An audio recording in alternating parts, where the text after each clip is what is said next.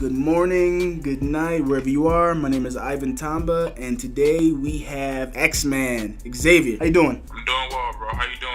I'm good, man. Where you at these days? Meraki, Japan. I'm over here playing professional basketball. Okay. It was pretty good. We're into 32 games in, so half the season's done. So just reflecting on the end of this tour, the first half of the season, and looking forward to finishing the second half strong. And how's the season going for you? It's going good, man. It's interesting. You know, coming from college 2 years ago, on being in the D League last year, being overseas is very interesting because you not only have to adjust to playing styles, you have to adjust to cultures. So that's been one of the biggest adjustments I've had to get used to. This past 5 months I've been over in Japan. Right, it must be a culture shock, huh? Yeah, it's very different, especially in Japan. It's just so different from America, man. Social norms and things that we don't think is a big deal to them. So it's very interesting, but it's a good learning experience. What are some stories that you have? I don't know if I have any stories. It's just, I know in Japan, it's little simple things like, you know, in America, this is very cliche, but like when you go up and down the escalator, we just get on the escalator and we just ride it. In Japan, you stand on the left and you walk on the right. So everything that they do has structure to it, from something like riding an escalator to the way you walk on the street. If you're a slow walker, you walk on the left side. Fast, you walk on the right. So they have every design for them, you know, which is interesting. So when you break that norm and you do something else, they look at you like you're crazy because they're not used to seeing nobody break. Mm-hmm. So it's very interesting. Where'd you go to college? I went to college at University of Buffalo. You're from Colorado, right? Yeah, I'm from Colorado Springs. How was that transition? That transition was very interesting. It was difficult in certain ways, you know.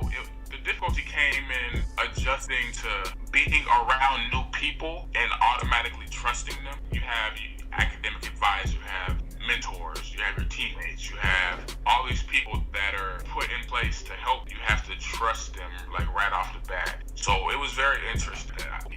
What was college like for you? College was like a roller coaster.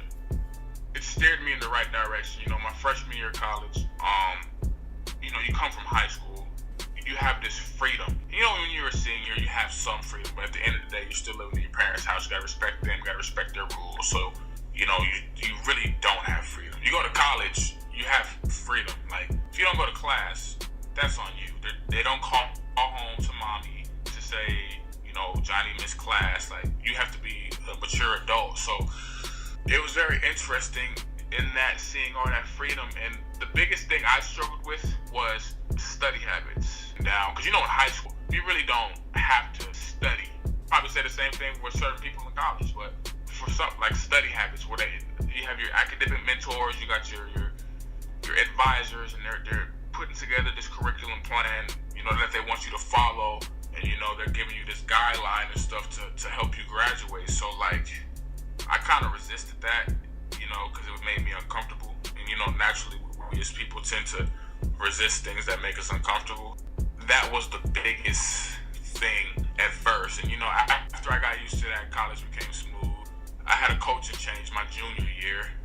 That's when Coach Hurley came, and the whole thing just changed from there for the better, and it was good. But if you had told me when I was younger that I was going to go to college and graduate from one of the top institutions in America in my field, I would have looked at you and just laughed. You know, you don't think about stuff like that. So I learned a lot about people in college, personalities.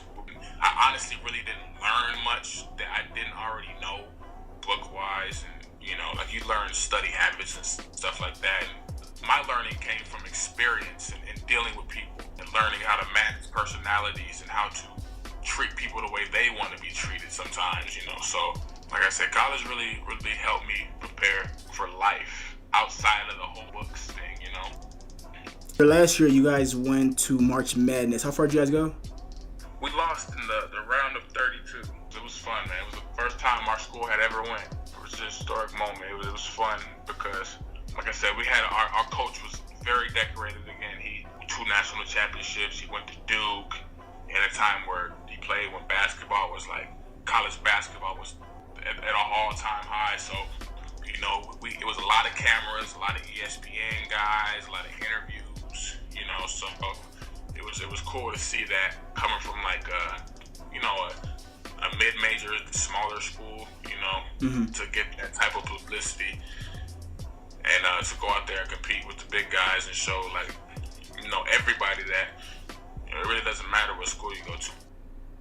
If you can play, you can play. So it was really fun. That's interesting because I've noticed that a lot with basketball, where a lot of schools that you don't really think of, they have a lot of success. You might go to that small school, not have the best conference, make it to March Madness, and man, some things can happen to you. Yeah, things happen. Yeah, it's definitely gonna be interesting because you never know who's gonna win. Last year, so many teams got upset, got knocked out. You were like, wow, everything is so unpredictable because anybody can have a good game. All it takes is a bad game, and the margin for error in March Madness is you can't mess up. If you shoot wrong or shoot bad one night, someone gets in foul trouble. Damn, you just don't know, and that's what makes it perfect because you don't know. Like when you can predict things, it kind of is like, going into March Madness, you're like, okay, I think this is gonna happen, and then it doesn't happen. You're like, oh my goodness, it just shakes the world. So I like seeing that underdog. I like seeing underdogs knock off the big dogs. So right. People fill out their brackets, and once that first round gets messed up, it messes up everybody's brackets. Every year. Every year, people's brackets get messed up. People lose money. They lose friendships, man. Friendships, it's crazy. Yeah, it's a big time business. It's a big deal, It's almost actually bigger than the NBA, or almost bigger than the NBA Finals, to be honest. I mean, March Madness, it's like every single game needs to be taken, into consideration. And there's so many games. Yeah. Because like you say, with the NBA Finals, you kind of like it becomes predictable. Like, okay, you had Cleveland playing the Hawks. You're like, well, this is gonna be a blowout. So it's not close. Like last year, Cleveland didn't have any competition until they got to the finals. So that's kind of like. And the finals last before the finals actually happen. It's like a month, so you're like, okay, you're just watching these guys roll people over for a month. So many games, get knocked off. That environment, man, it was when we played. That environment was something special, because we played in Ohio. We played. I think it was at some big facility where they hold concerts on Ohio State's campus. And we played West Virginia. And they travel well, so and West Virginia, they had so many people, it was ridiculous. They had this big old warrior chant. When they started chanting, it was the crowd. It was so loud, you can literally see like the sound waves moving in front of you. It was crazy. So the game gets close, and then we're scoring, and then all of Maryland's fans, all of our fans, and I think Maryland was going to play Valparaiso next. So they were all cheering for us, and we had all West Virginia's fans cheering for them. It was crazy, man. So being in that environment, actually experiencing it, and then when you watch it, you're like, dang, I know what that's like. You know, it's kind of like you ran track. You go to those track meets, so you know the feeling of people cheering, that gun going off. So when you're sitting at home and you're watching it, you're like, dang, I know that feeling. I know what that feels like. So it's pretty cool. That's crazy. Your adrenaline's going. You look around. You got cameras. You got NBA guy. You got Charles Barkley walking around. And you see guys, backstage. It's like you say, it's a big time business, man. You don't realize the magnitude of how big it is until you're actually in it. It was something I took for granted because I never went. You're like, oh, okay, March Madness. What's the hype? And then you go. You're like, dang. You walk in there, nice hotels. 4 or 5, as soon as you get off the bus, 4 or 5 people interviewing. You have police escorts to the games, like clearing out the roads for you while you're in your bus. It's crazy, man. It's crazy. So it's like, wow. So this is what this is about. Man, that sounds exciting. Yeah, man. It's cool, man. So that was fun. I'm happy I got to experience that because, like I say, it was the first time we did that in school history, and a lot of guys don't get a chance to do that, you know. So getting a chance to experience that I really appreciate that a lot. Hey man, I'm glad you had that experience. That's a good experience to be able to tell your kids and your relatives and friends. You'll kind of just motivate them to push through and get to that next level, because a lot of kids, they watch college basketball and they see these top guys going to the league right after the first year, and I think by seeing that, they kind of undermine the value of those championship games. No, that's a good experience. I mean, I've never had anybody actually like lay it out to me like that before, you know. So to me, it was just like, wow, like, woo, man, I need to go lace up some shoes and go play. Yeah, it's crazy, man. It's insane. You know, especially when the games are close, it's very fun. What were some difficult parts about college, your college experience? You know, one of the difficulties that, as far as basketball was, you know, when I left high school, I was All-American. I was a McDonald's All-American nominee, and I was a parade All-American. So I was top 40 players in the nation. So, you know, you have all this hype. A magazine came out and projected me to be my Buffalo's in the MAC, so it projected me to be MAC freshman of the year, you know, all that type stuff. And you know, you get to college and you realize the things they tell you. It's a business. Uh-huh. They tell you things to get you there. Yeah. And then when you get there, it's completely. It's kind of interesting. It's a business, and you kind of get taken advantage of in certain regards. You know, they don't take advantage of you, but the way that you're manipulated to think one thing, and you're oblivious to the fact. You're like, oh, okay. So I get there. You know, my freshman year, I really don't play much. It was kind of frustrating. It was hard, but I understood the two guys that were playing in front of me. They were really good. They're All-Americans in college. They're you know, juniors, and senior year. So I understood. I wanted to play, but I wasn't strong enough yet. And I had learned some stuff, and so that was one of the roughest things, man. You know, then I get hurt. I have a hernia, and I'm playing with a hernia for 2.5 years almost. Really, I didn't get to my surgery until I was a junior. So you know, your athleticism is limited. You know, and on top of stuff like that, so you're not playing much, and then you have things going on at home. It feels like everything just hits you at once. So that was one of the biggest things, man. Just not playing. That was rough. Mm. And me and my roommate Rob Bell, we used to actually we look forward to Friday night, because after our games, we have Friday night games. They would have open gym in a little rec gym from midnight to like 3. So we seen that as our game. So we would go in there, play all night. Right after we had just played or had our games, we didn't play. So we took that as our game. So little stuff like that, you don't realize how much when you find a way to cope lead things. So we seen that as our games. We would go in there and just try to kill people, you know. So yeah, man, the not playing was tough.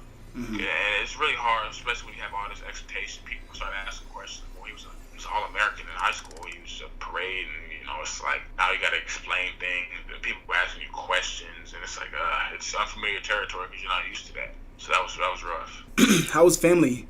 Did they help you cope? You know, who did you rely on to get over that hurdle? I had some uncles. Some of my uncles I talked to, they really helped out a lot. My grandparents are, you know, very strong people, so they didn't say much. Their style, they don't really talk much. But you'll hear, they're very wild. You think about it, you take it to heart, and you know, you figure it out. So, like I said, I had my uncles. I had some good seniors on the team that really helped me out as well. And at the same time, you got to learn how to. It's part of being a man. You know, growing up, I'm away from home and I'm facing adversity. You know, a lot of guys crack. They start, you know, a lot of individuals crack. And you know, it's easy to play the victim card, the why me, you know, and you start blaming other people for, you know, stuff. So one of the biggest things I learned is you can only control yourself. You can control your attitude, your effort, your energy, and you know, and you just the way you approach things lead to a better outcome. If you're negative about things, you're probably gonna have a negative. He would express the same, you know, things that keep me going. It's always good to have the family, just, you know, support factors in your life, especially throughout that college experience, because if you don't know what to expect, if you don't have the right people around your corner,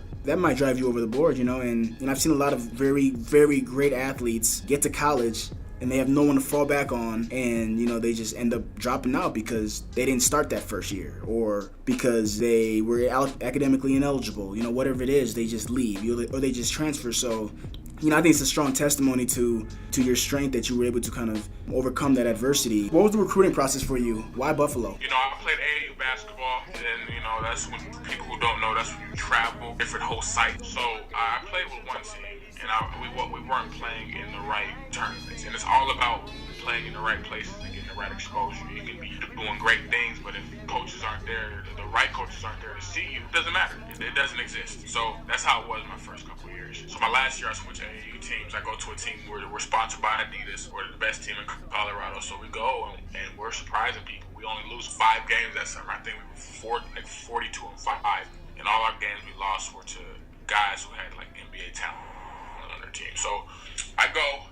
I'm not getting recruited prior to this. We go to Chicago, play against Anthony Davis, who's currently with the Pelicans. I have a great game. I have a great tournament, and then I get my first offer from Portland State. Vegas played the number 2 team at the time in the nation. The conference match. They had Nick Johnson, who bounced in and out the NBA. They had Eric Gordon, Gabe York, a lot of NBA guys. So I played them. I have 35, and everyone's there. All the big time coaches are there. So I get interviewed by Rivals, which is a big time sports magazine for high school recruiting. Shout out Rivals. So after that, my name starts buzzing. So people start contacting me. My whole college experience and recruitment was different. It was interesting because I didn't have people to grow up that I grew up looking up to that went and played college basketball. They went and played little JUCOs here and there, but like we mentioned, that adversity came. They were getting to high school and they get there, and then semester 1 they're back at home.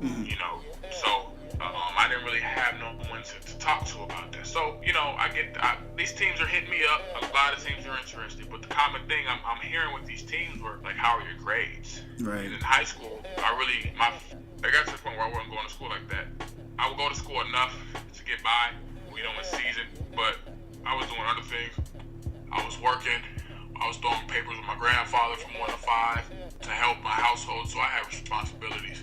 And I really didn't feel like school was a responsibility, as silly as that may sound, but I was in survival mode while I was in high school, so I was surviving. I wasn't worried about it. So, like I said, I did enough just to get by, just in high school, so I could play basketball. So, like I said, these college coaches are asking me the same kind of thing. How are your grades? Transcripts. Like, I didn't know what a transcript was. It's crazy. Like, I did not know what a transcript was until my senior year. That was a common theme they were asking. So, like I say, after I had that big tournament in Las Vegas in front of all those coaches and against that good team, teams became very interested, but my grades weren't up to par. One of the things I also didn't know about was the NCAA clearinghouse. You had to be eligible to make that. And that was the first time I was hearing about this. So I've been in high school 4 years, senior high school, and I've never heard about a transcript. And this is my first time being able to make an NCAA clearinghouse. So all this was new to me. So I look at my transcripts, and teams, college coaches get transcripts, and I noticed that they start to, the conversation becomes slim, and primarily most of them began to fade away. Buffalo remained loyal, and they stayed. And I was honest with them. I told them, I said, to be honest, I wasn't going to school, and this is the reason why. Luckily, my coach used to be the assistant coach who was recruiting me heavily.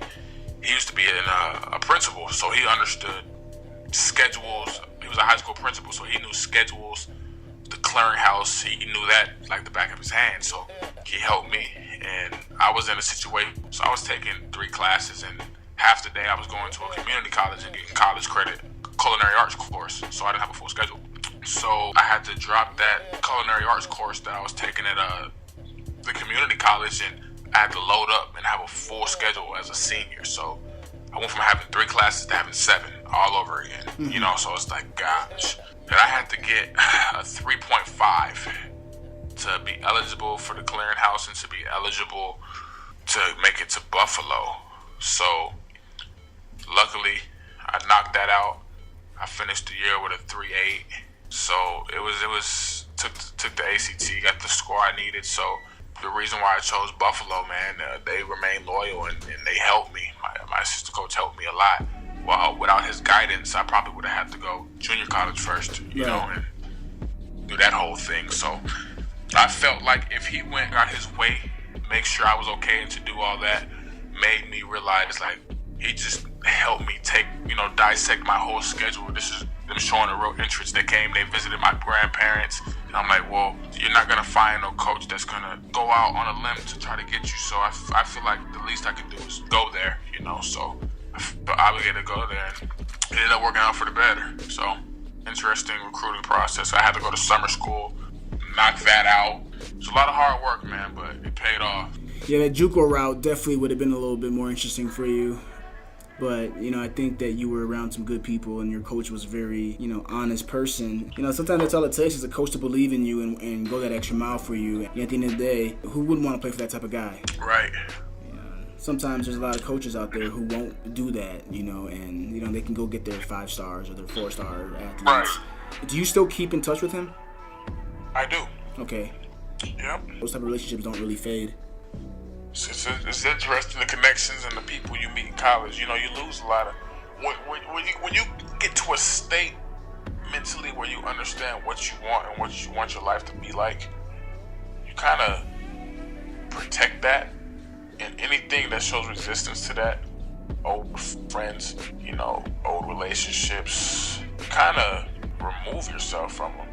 And it's interesting to the people you meet in college will be pretty much friends the rest of your life over some of the childhood friends you grew up with. I always find that as an interesting dynamic when you got to college, because I grew up with a lot of guys I don't even talk to no more. Yeah. Different paths, different lives, different goals, different visions. When you're young, you go through so many premature experiences and you develop those friendships off of a lot of commonalities, and you get to college and you might have so many differences with somebody, but the commonality that you have is school. We both struggling through school. So those friends, they know exactly what you're going through. They know where you want to be. They know where you're headed. And, a lot of the times they're on board with you. And I find that, college friends do have that bond that doesn't really fade, and sometimes old friends, you might need to put them in the distance, just to get where you need to be, because they might hold you back a little bit. But, good friends will be there for you. And those college friends, for some reason, man, through that first stage of freshman year when you were being that knucklehead who didn't really know what he wanted to do, to that senior year where you're like, man, I'm about to be a doctor or whatever it is, Yeah, whatever your calling is. You talk a lot about your grandparents. How big of an impact do they have in your life? Huge. My grandparents raised me. It's an interesting story. And my mother was graduated high school when she was 17. She was so smart. 18, I'm sorry. 17. She graduated high school, she was 17. My grandparents are from Texas. My grandpa was from Electra, Texas. My grandma was from Vernon. So my mother is from my grandparents. When they had moved from a little town called Clovis, New Mexico to Colorado Springs in 1980, 89, 88, 89, I don't know. My mom, finished high school. She had me when she was 20. And she was driving back and forth to Texas, in Colorado and New Mexico to pursue her job. She was a doctor or a nurse. And this is the time when, physical therapy and stuff was really starting to, get in the door. So that's what she was doing. So, she was the last child, because my grandparents, they have, in southern elderly people usually have a lot of kids. It's just the culture. That's just how it was back then. So my mother was the last child in the house. So there was no more. So my grandma, she really bullied my mom and took me away from her. She was like, we'll take care of him. You go back to New Mexico and you get a job and you keep doing what you do. And whenever you want to see him, we'll drive him to you. Because like I said, my mom was literally, every week we were on the road, back and forth, every week. She was a good mom, but my grandparents took over. And my mom went to New Mexico, got a good job. And it's very interesting because not a lot of kids are fortunate enough to meet their grandparents or, experience good times with their grandparents. I was raised by my grandparents. I was raised with freedom. It's very interesting. When I look back, the way I was raised, I didn't really have a lot of restrictions. I really didn't have bedtime, stuff like that. Because like I said, I started working the job when I was in middle school. My whole household is night owls. They all stay up. So the main thing my grandparents made sure they always hit and touched on was respect. Respect. You're gonna respect your elders. You're gonna respect yourself. You're gonna respect your space and other people's space. You're always gonna be well spoken. They really didn't force me to. Some parents it's A's and B's. That's it. That's all. You're grounded. They were more just try your best. You're going to do your homework. You're going to sit down, you're going to do your homework, but you're going to try your best. I'm not going to sit here and try to make you.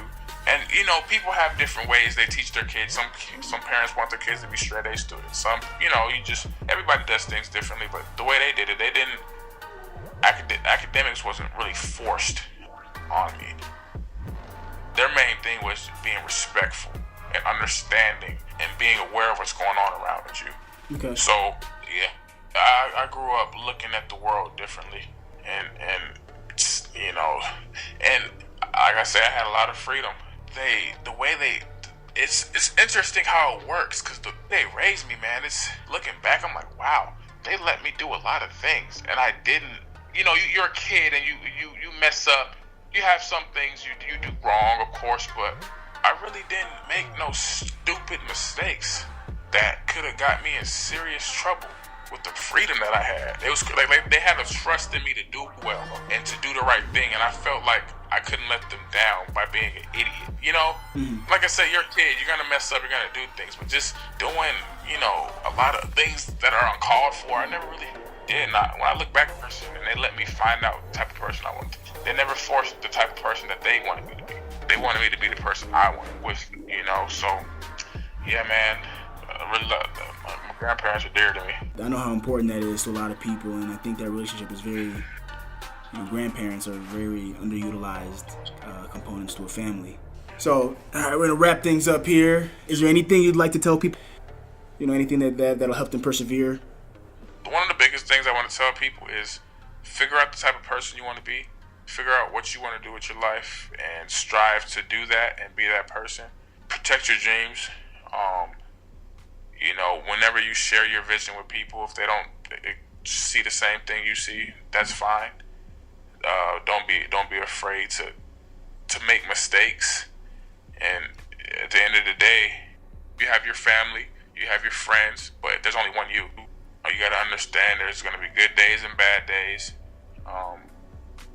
Often we see the Oprahs, you know, we could say the Beyoncés, just the extremely famous people that we think were just born great. Mm-hmm. We got to realize that a lot of people fail. We all have the ability to be Oprah in our own way. We just have to take advantage of the opportunities that we're provided and work towards our goal and hold ourselves to a standard. So that's the biggest thing I want to tell you. Tell people out there, just believe in yourself and learn to be comfortable in your own skin. Because if you can be comfortable in your own skin, you don't have no problem being you. So when you try to create someone else in you, you'll never find what you like, in my opinion. So strive to be great. That's good. That's good to hear, man. So what's next with you after the season's up?